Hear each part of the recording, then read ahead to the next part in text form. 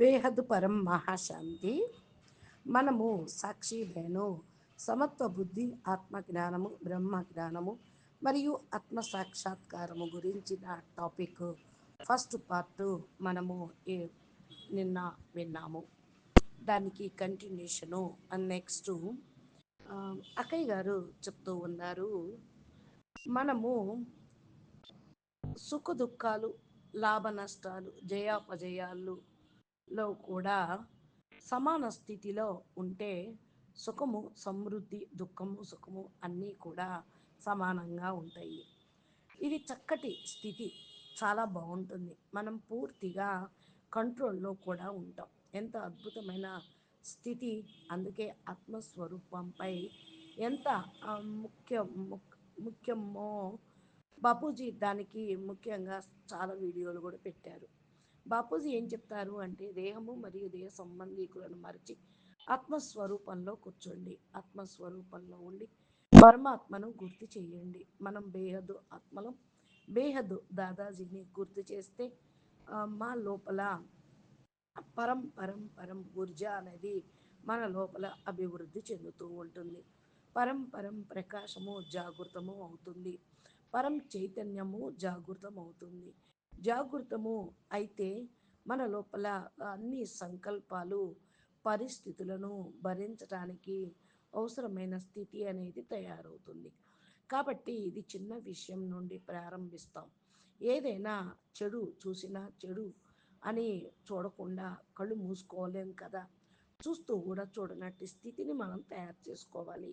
సంకల్పం చేయండి, ఈ రోజు నుండి నేను ఏదైనా చెడు అయినా చూడు చూడను, చెడు అనేది నేను చింతన చేయను, మర్చిపోతాను, అయిపోయిన దానికి బిందువు పెడతాను అనేటువంటి స్థితిని తయారు చేసుకోండి. ఇది చాలా పెద్ద గొప్ప ధారణా పాయింట్.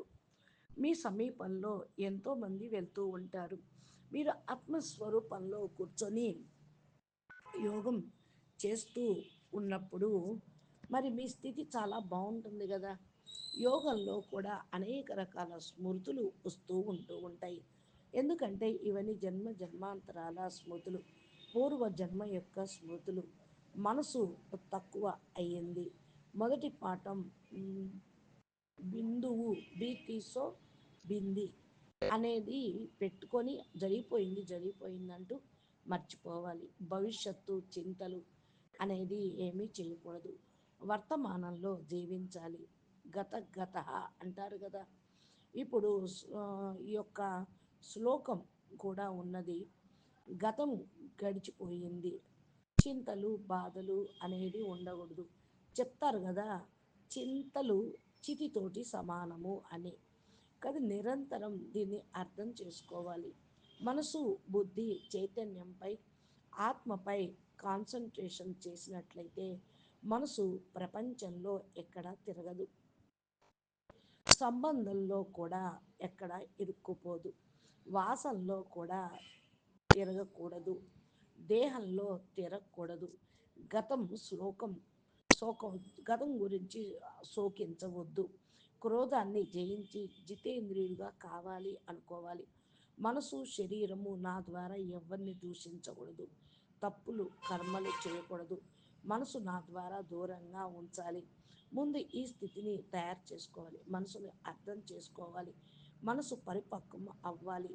బ్రహ్మ లీనం స్థితిలో ఉండాలి, బ్రహ్మ స్టేజిలో ఉండాలి. ఈ అభ్యాసాన్ని వ్యర్థం అని భావించకూడదు. కళ్ళు మూసుకొని ఆత్మస్వరూపంలో ఆత్మను ధ్యానం చేయండి.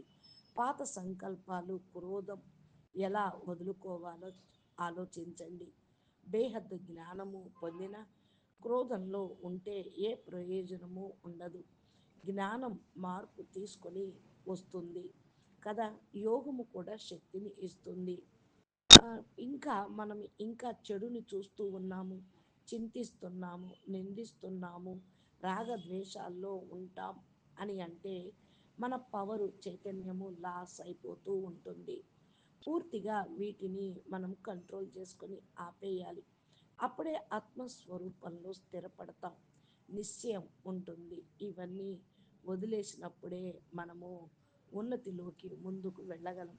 జగత్ మిథ్య, బ్రహ్మ సత్యం అనే పాఠాన్ని పక్కా చేసుకోవాలి. ఎందుకనంటే ఇదంతా కళ్ళకు కనిపించేది మిథ్య, బ్రహ్మస్వరూపమే సత్యమైనది. అందుకని సంకల్పాన్ని పునరావృతం చేస్తూ అన్ని బంధనాల నుండి ముక్తి పొందాలి. ఎవరు పట్టుకోలేము కదా, దేన్ని కూడా తీసుకొని వెళ్ళలేము. ఇవన్నీ కూడా బంధనాలు ఉన్నాయి అంటే ఎవరు పట్టుకున్నారు? మీరే పట్టుకున్నారు. మీరు వదిలేస్తేనే అవి వదులుతాయి. మీ సబ్కాన్షియస్ మైండ్ నుండి ముందు వదలాలి. తర్వాత కాన్షియస్ మైండ్ నుండి వదులుతూ అనేది జరుగుతుంది. కాన్షియస్ మైండ్ ఫస్ట్ కాదు, సబ్ కాన్షియస్ మైండ్ ఫస్ట్. దీని నుండి తీసేయాలి. పరమాత్మ మధ్యలో ఎవరు రాకూడదు. సంకల్పాలు, ఆలోచనలు, భావనలు ఇవన్నీ కూడా పూర్తిగా పరమాత్మకు సమర్పణ చెయ్యాలి. పరం శాంతి బేహద్కే బేహద్ పరం పరం మహాశాంతి మహాశాంతి మహాశాంతి అనేటువంటి మంత్రం ఏదైతే బాపూజీ మనకు ఇచ్చారో, సోచో బోలో పరం శాంతి, సోచో బోలో పరం శాంతి మిలేగి, అనగా పరం శాంతి గురించి ఆలోచించండి, మాట్లాడండి, అప్పుడు మీకు పరం శాంతి అనేది లభిస్తుంది. ఈ సంకల్పంతో లోతుగా విశ్వాసంతో ఉండాలి. నిశ్చయ బుద్ధిలో ఉండండి. బేహద్ పవర్ఫుల్ మంత్రంని పవరు మీకు వస్తూ ఉంటుంది. మీ ద్వారా అందరికీ చేరుతూ ఉంటుంది. మీరు అనుభవిస్తారు. నేను మీతో అనుభవిస్తున్నాను ఆ, అని వాళ్ళు కూడా చెప్తారు. ఈ మంత్రం మీలో పరమ ఊర్జాని, పరమ ప్రకాశాన్ని తీసుకొని వస్తుంది. మీలో కంపన అంటే వైబ్రేషన్స్ మరి దివ్యత్వంలోకి మారుస్తూ ఉంటుంది. ఈ యొక్క మంత్రం యొక్క ఉచ్చారణతోటి ఊర్జా చేరుతూ ఉంటుంది. వెంటనే మనసులోని ఆలోచనలు శూన్యమవుతాయి. బుద్ధి స్థిరంగా ఉంటుంది. సాక్షిభావంలో ఓ, ఉండగలుగుతారు. ఇది సాక్షిభావాన్ని తెస్తుంది. మీ ముందు ఏ సంఘటనలు, పరిస్థితులు వచ్చినా ఏకీరస స్థితిలో ఒకే భావంలో మీరు ఉండగలుగుతారు. మనసులో బేహద్దు శాంతి అనేది స్థితి ఉంటుంది. బుద్ధి స్థిరంగా ధ్యానాన్ని లోతుగా చేస్తూ బాహ్య జగత్తు ఆ, ఉంటుంది. ఆమ్, ప్రపంచం నుండి ఆత్మలోకి మీరు తీసుకొని రండి. ప్రతి సంకల్పంతో చేరాలి, దాన్ని ఊర్జాతో చేర్చాలి. సంకల్పం కేవలం ఆ, సంకల్పమే కాదు, ఇది ఒక పవర్ఫుల్ వైబ్రేషన్. అనుభవించాలి. ఈ ధ్యానంలో ప్రతి సంకల్పం వైబ్రేషన్తో చేరి అనుభవించడం జరుగుతుంది. ఎంత అనుభవిస్తారో అంత లోతులోకి వెళ్ళగలుగుతారు. ఇది ప్రారంభం. మీది అన్నీ కూడా శ్రద్ధ అనేది, శ్రద్ధావాన్ లభతే జ్ఞానం అంటూ ఉంటారు కదా. రెండు కూడా ఈ రెండు భ్రూ మధ్య, రెండు కళ్ళ మధ్యన ఆత్మను చూస్తూ ఉండండి. తిలకం పెట్టుకుంటారు, తిలకం యొక్క పాయింట్ ఇది ఆత్మ, పాయింట్ ఆఫ్ లైట్ అన్నమాట. దీన్ని మీరు ఎప్పుడు విజువలైజేషన్ చేసుకుంటూ ఉండండి. అప్పుడు ఇది మెరిసేటువంటి నక్షత్రంగా భూమధ్యంలో దివ్య ప్రకాశంగా, దివ్య లైట్గా మిమ్మల్ని మీరు భావించండి. నేను ఆత్మను, శరీరం కాదు, మనసు కాదు, బుద్ధి కాదు, చిత్తం కాదు, అహంకారం కాదు. నేను ఆత్మ, బేహద్దుకే బేహద్దు, పరం పరం ఆత్మను.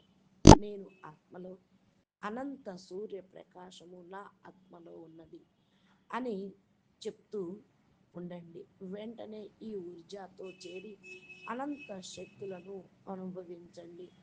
మస్తకం నుండి వైట్ లైట్ పరం ప్రకాశము వస్తుంది అని చూడండి. దివ్య వైబ్రేషన్స్ శరీరంలో చుట్టూ వ్యాపిస్తూ ఉంటాయి.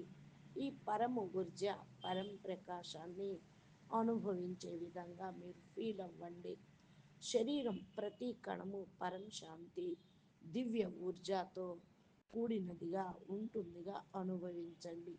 ఎంత అనుభవిస్తారో ఆత్మ అంతగా అతి సూక్ష్మత్వాన్ని, సూక్ష్మ స్థితిని కలిగిస్తుంది.